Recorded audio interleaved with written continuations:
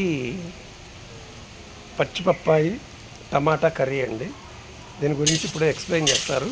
మీరు ఎలా చేసుకోవాలి ఏంటి అనేది. మీ అందరి దొడ్లో బొప్పాయి చెట్లు ఉంటాయి కాబట్టి మీరు చక్కగా పచ్చి పప్పాయిని మంచిగా తీసుకుని దాన్ని కొంచెం మందంగా తోలు తీయాలండి. పాలు కారుతూ ఉంటుంది.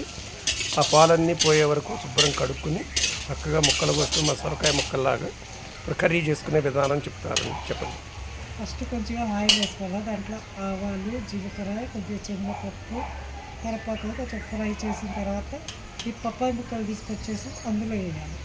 అందులో వేసి బాగా కలిపి కొంచెం మగ్గ పెట్టుకోవాలి. మంచిగా మగ్గ పెట్టుకున్న తర్వాత పసుపు, ఉప్పు, పసుపు వేస్తారు. తర్వాత ఇదేంటంటే సిమ్లో మూత వేసి చక్కగా మగ్గ పెడతారు.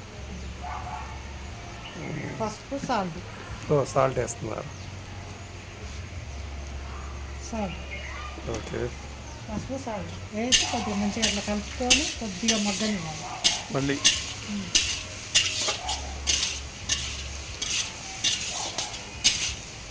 కొంచెం మగ్గనిచ్చిన తర్వాత అప్పుడు కొద్దిగా ముక్క ఉడికిందో లేదో చెక్ చేసుకోవాలి. ముక్క ఉడికిపోయింది, ముక్క బాగా మగ్గిందనమాట. ఇప్పుడు ఇందులో టమాటాలు వేసుకోవాలి. దీనిలో వాటర్ పోస్తారు మళ్ళీ తర్వాత లాస్ట్ టమాటాలు వేస్తున్నారు. మీకు గ్రేవీ ఎక్కువ కావాలంటే కొంచెం వాటర్ వేసుకోవచ్చు, లేకపోతే ఇట్లా చేసేసుకోవచ్చు, అయిపోతుంది. ఫ్రై కర్రీలా చేసుకోవచ్చు, లేదంటే గ్రేవీ కర్రీలా చేసుకోవాలంటే వాటర్ తీసుకోవాలన్నమాట. ఇంకేమేస్తారు? ఇంతేనా? ఇంకేమైనా వేస్తారు? కారము, కొంచెం ధనియాల పొడి, కొత్తిమీర వేస్తాం, కొంచెం అల్లం. ఇది కొంచెం టమాటా ముక్క మగ్గిన తర్వాత వేస్తారు అవన్నీ వేసేస్తే అయిపోతుంది. ఓకే. టమాటాలు బాగా మగ్గిపోయినాయి.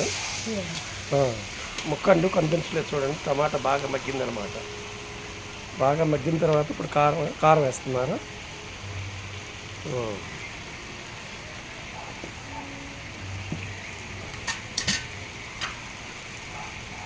కారంతో పాటు ధనియా పౌడర్. అంటే ఊళ్ళల్లో అయితే కారంలోనూ అన్నీ కలుపుకుంటారు కాబట్టి మసాలా కారం అంటారండి. దానికైతే అంత అవసరం లేదు. ఈ సిటీలో కొనుక్కున్న కారం కాబట్టి దీనికి ధనియా పౌడర్ సపరేట్ చేసుకుని వేస్తున్నాం అనమాట.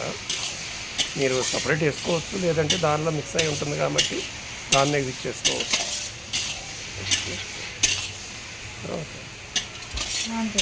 ఇది ఇప్పుడు ఇట్లా అయిపోయింది కదా. ఇప్పుడు అయిపోయిన తర్వాత కొంచెం వాటర్ పోసుకోవాలి. ఎందుకన్నా వాటర్ పోయాలి ఆ ముక్క అంటే కొంచెం గ్రేవీ రాగా రావటం కోసం. కొంచెం గ్రేవీ ఎక్కువ తింటారు కాబట్టి గ్రేవీ టైప్లో నేను ఇట్లా చేస్తున్నాను.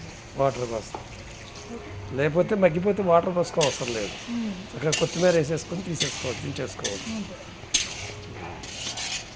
చూడండి, ఇప్పుడు చూడండి ఎంత బాగా కనపడుతుందో.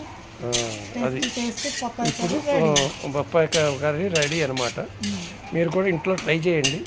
ఎలా వచ్చిందో కామెంట్ చేయండి.